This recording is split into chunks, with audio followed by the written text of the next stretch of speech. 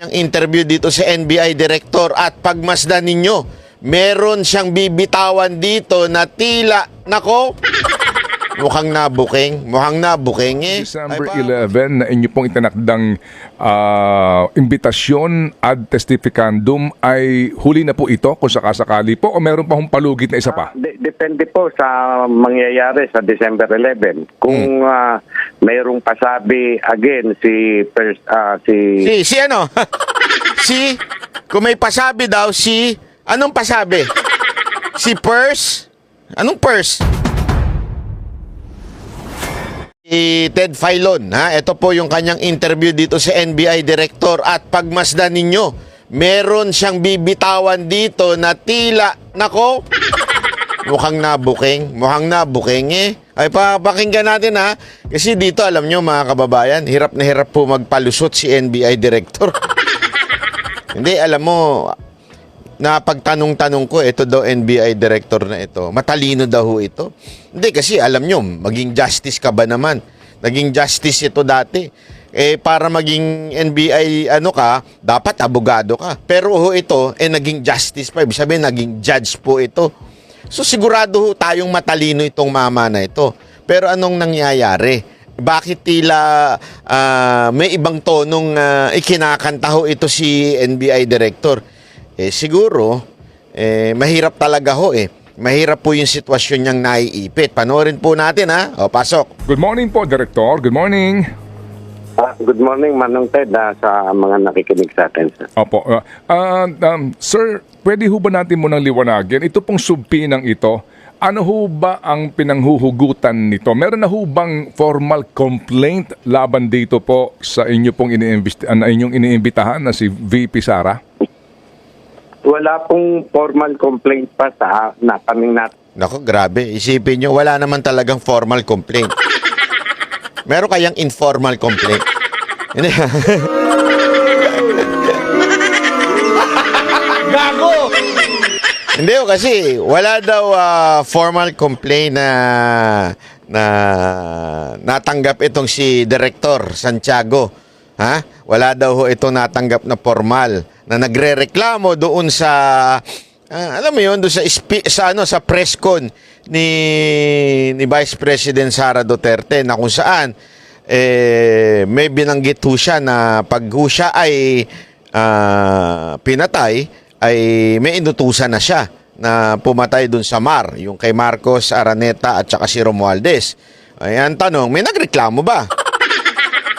Hindi kasi importante ho yan Importante ho natin maunawaan. May nagreklamo ba? Ang sagot niya, wala.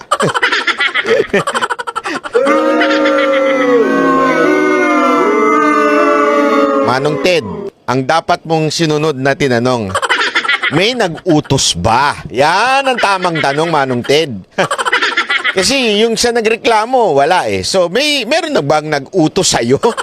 Yun dapat ang kasunod na tanong. Tatanggap. Subalit, tulad po ng nasabi namin, ayon po sa aming batas, sa NBI law, na kapag ang isang bagay ay pertaining to assault or threat to the President down to the Chief Justice, kasama po na media, kami ay should step in because primary jurisdiction po namin yung mga ganitong kaso. Ayaw naman pala. Pag may nag-threat daw sa Pangulo at saka mga justices, kasama sa trabaho nila yan. Ang problema ko dito, NBI Director Santiago ay, is it a threat?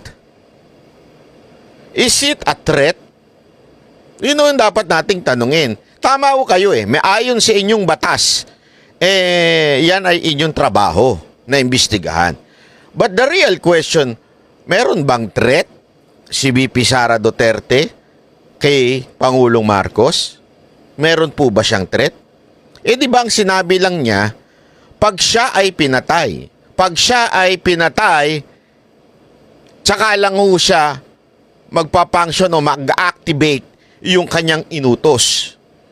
So, therefore, I conclude, unless she is dead, there is no threat. Because the threat will only start when she is dead. Hindi naman po gagalaw yung sinasabi ninyong inutusan kung hindi po siya mamatay. Ang tanong dito, Sir, Director, meron ho ba kayong kaalaman na papatay kay BP Sara Duterte that would conclude na tinitreat niya na ang mga Marcos? Naintindihan niyo po, sir? Kasi simpleng-simple. You would consider that as a threat if you have a direct knowledge na there is someone who's going to kill BP Sara Duterte. But if you think there is no threat on the life of BP Sara Duterte, therefore, there is no threat on the life of Marcos, the First Lady, and Romualdez. You understand, Sir Honorable NBI Director Santiago? Di ba? Walang threat sa MAR kay Marcos, Araneta, Romualdez kung walang threat kay BP Sara Duterte. So now that you said, according to the law, the threat should be investigated. Therefore, you're telling now that there is a threat on Marcos, Araneta, and Romualdez. So meaning to say, you have a knowledge on the threat of the Vice President. Kasi without the threat on the Vice President, there is no threat on Marcos, Araneta, and Romualdez. Am I correct? Your Honor. Sustain. Tuloy natin. Tuloy. Ayun. So, ibig sabihin po, kahit na po wala pang formal na reklamo na nanggagaling, in this case po, sa Presidente, sa First Lady, at sa House Speaker, nagkukusa na po kayo. Opo, tama po yun. Okay. Sana, Sir Ted, sana ang tanong nyo naman, meron po bang nag-utos sa inyo? Yun ang tamang tanong dun, sir. May nag-utos po ba sa inyo? So, kapag ko ganito, sir, theoretically po, sino ho ang tatayo ditong complainant kung sakasakali? Pwede ho bang magkaroon ng complaint without a complainant executing his or her affidavit? NBI po ang tatayong complainant. Wala pong iniwan niyan, sir, sa ilambawa. Nakatagpo ang pulis ng isang bangkay. Hindi namin alam kung sino kung sino yun at kung sino pumatay. Mag-iimbestiga po agad ng pulis ang NBI. Ganun po ang logic. Pero sir, there is a difference between that. If I were a boy, no. Kanta pala ni Beyonce. If I were a boy. Hindi, iba yun. Kasi kung ang sinasabi ninyo, tulad lang yan din yan na may natagpuan kayong bangkay, mag-iimbestiga kayo. I think, sir, medyo malayo po ata ng konti yun. Bakit kanyo? Because pag may natagpuan kayong bangkay, there is a crime that happened. Tama, mali. May pinatay. Kasi may patay.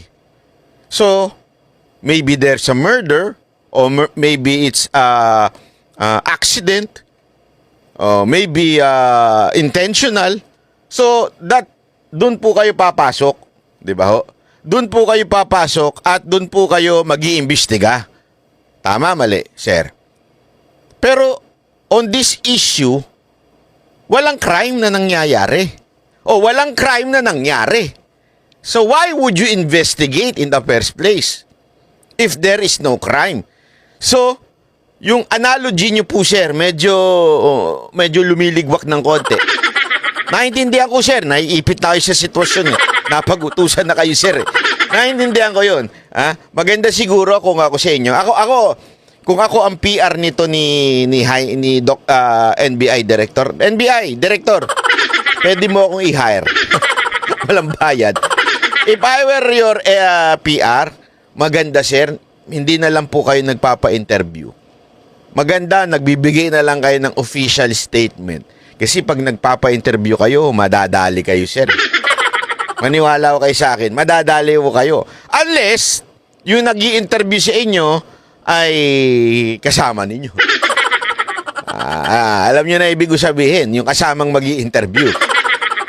Pero ewan ko kung si Sir Ted Filon ay idol ko pa naman yan, kasama nyo yan. Pero Dapat hindi na po para mas less mistake ika nga.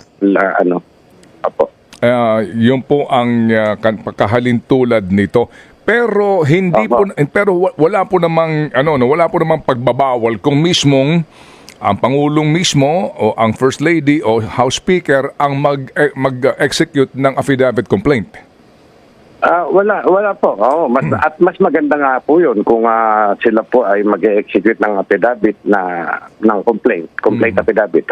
Opo. And then kung ito muna. So meron pong pagpapaliban dito po sa naturang supposed to be po imbitasyon kay VP Sara. Ito ho bang December 11 na inyo pong itinakdang imbitasyon ad testificandum ay huli na po ito kung sakasakali po o meron pa hong palugit na isa pa? Depende po sa mangyayari sa December 11. Kung mayroong pasabi again si Sino? Tinatanong dito, ano yung tinatanong? Ano daw ba mangyayari? Kung sakasakali. Ibig sabihin, hindi ho nakadepende kay BP Sara Duterte ha. Pero tingnan ninyo yung kabig niya. Ulitin natin. Ito po.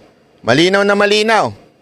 Po sa naturang supposed to be po imbitasyon kay VP Sara, ito ho bang December 11 na inyo pong itinakdang imbitasyon ad testificandum ay huli na po ito kung sakasakali po? Tinanong, ito bang imbitasyon nyo? Kasi hindi nga sumipot si VP Sara nung una.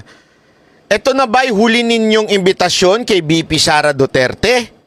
So, walang yung sagot, nakadepende ho sa otoridad. Nakadepende ho kay direktor. Nakadepende ho sa boss ni direktor.